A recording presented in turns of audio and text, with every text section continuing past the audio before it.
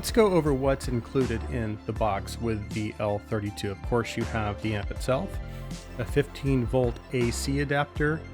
It also comes with a user manual and warranty card. Okay, let's talk about the specifications and the design. The topping L30 II is the second iteration of the L30. It is a compact desktop style amplifier that comes in at $149. It does have some upgrades over the original L30, like a new TI TPA 6120A2 amplifier chipset with a more powerful and cleaner NFCA module. It can output about 3.5 watts at 16 ohms, and even with a 300 ohm load, and I've got my Sivga SV023s right here, those are a 300 ohm headphone, it can output about 560 milliwatts, which is enough to drive most full-size headphones. And that is actually about double the output of the original L30. They also made some gain adjustments so that the L30 II pairs better not only with sensitive IEMs and full-size headphones in low gain mode, but also with harder to drive IEMs and headphones in high gain. The L30 II also has an improved dynamic range over the original L30. The OG had a dynamic range of 141 dBs, while the L30 II has a dynamic range of 144 dBs. They've also increased the output voltage from 26 VPP to 37 VPP. VPP is the peak-to-peak voltage, which I kind of understand, but really all you need to know is that it basically increases the driving force for harder to drive headphones. So just to kind of summarize the improvements over the original L30, you get increased power output, improved dynamic range, and distortion ratings. And again, you also get the increased output voltage, which helps with harder to drive headphones. And as far as the design and build, as you can see, it has a small form factor like the E32. So again, like the E32, obviously, this is targeted toward someone who's looking for a desktop style setup that is either short on desk space and or on a tight budget, and this offers both.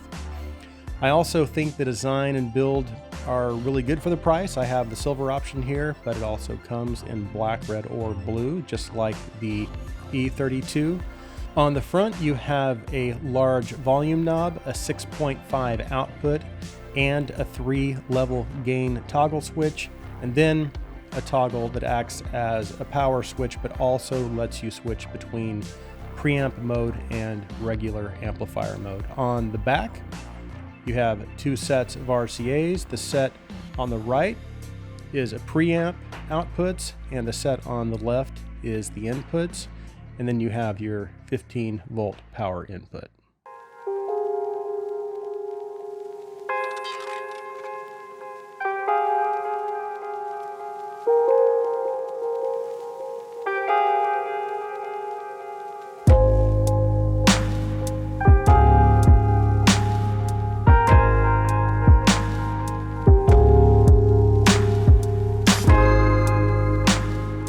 Let's talk about the sound of the L30 II.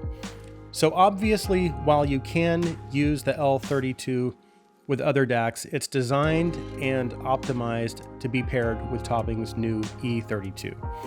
And I also recently released a review on the E32 II as well. I will link that in the description.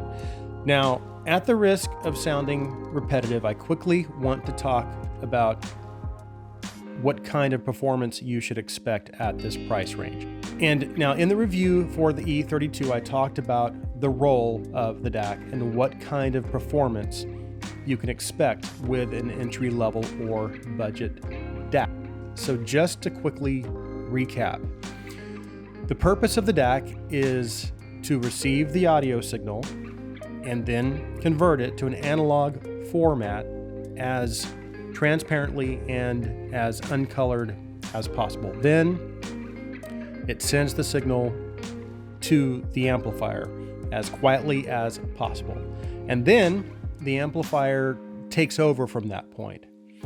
And then I also talked about how the quality of the internal components ultimately determines the quality of the audio, which is determined by the price. And then finally, we talked about diminishing returns. And I don't want to repeat everything, but at the same time, everything I said about the E32 also applies to the L32 or any other DAC amp combos. Again, this is an entry-level DAC amp combination. So when I'm setting my expectations, I have to remind myself the goal of the manufacturer isn't to provide in-game performance, it's to provide good enough performance. And in some cases, maybe try to exceed expectations a little. So the bottom line is we need to make sure we don't set our expectations too high. Now, that being said, this is topping we're talking about. And generally, topping falls into the category of exceeding expectations. And that's exactly what I experienced with the L32 and the E32. So typically when I receive a device, before I start my review process, the first thing I do is try to just sit and enjoy some music and try not to analyze anything. And I do that several times because ultimately this hobby for me isn't about the device itself, it's about the music. And I think that applies, I think we all kind of feel that way. All of this stuff is only a means to an end. And that end is to get enjoyment out of my music. Is it fun to experiment and try out new stuff? Yes, of course. But again, ultimately, my goal is to just be able to sit and listen to music and just try to have a little mental escape. And this device allowed me to achieve that. I was pretty much able to plug my IEMs and headphones in and simply enjoy my music. So that's step one in my process. Then after that is when I actually start the critical listening part of the process and test drivability, background noise, detail retrieval, and also listen for any coloration. So as for drivability, the L32 outputs 3,500 milliwatts at 16 ohms, 2,700 milliwatts at 32 ohms, 2,000 milliwatts at 64 ohms, and 560 milliwatts at 300 ohms, which is double the output of the original L30. My LCDX has an impedance of 20 ohms, so of course that's plenty of power to drive those. I was easily able to achieve good volume levels in high gain. My Civga SV023s have a 300 ohm impedance, but they also have a sensitivity of 105 dB, so they aren't a super hard headphone to drive, but they're hard enough to drive so that you can test an amplifier's drive ability. And the L32 actually drove them pretty well. And typically, if an amplifier is struggling to drive a headphone, the sound can start to thin out a little bit, and I start to lose a little bit of bass. And that was not the case with the L32. Of course, it has plenty of power to drive all my IEMs with no problems at all. So that was kind of my experience with IEMs and headphones. And now as far as background noise, my go-to IEM for testing that is my 2020 Andromeda, because if there is any noise to be heard, it will reveal it. And the L32 passed with flying colors. There is no background noise. It has a completely black background. As far as detail retrieval, it's better than what I would have expected at this price. And again, when it comes to technicalities, this is where I think we need to kind of temper our expectations. I would say it at least rivals or outperforms most of my battery-powered portable USB DACs like the Theo BTR7, the Shanling UA5. And as far as in comparison with other desktop amps, it's probably among the best I've heard in this price range. That being said, I just got my hands on the Theo K7, which is a desktop amp combo unit. It comes in at only $200 that throws some pretty stiff competition. As a matter of fact, I do have a review that will be released on the K7 soon, so keep an eye out for that as well. And lastly, let's talk about coloration. So does the L30 II color or change the sound of my IEMs or headphones? And the answer to that is no. It has a very neutral, uncolored presentation. So your IEMs or headphones will maintain their sound signature. So to kind of summarize my experience with the L30 II, for the price, it has exceeded my expectations. For $149, I get several improvements over its predecessor, which we already talked about.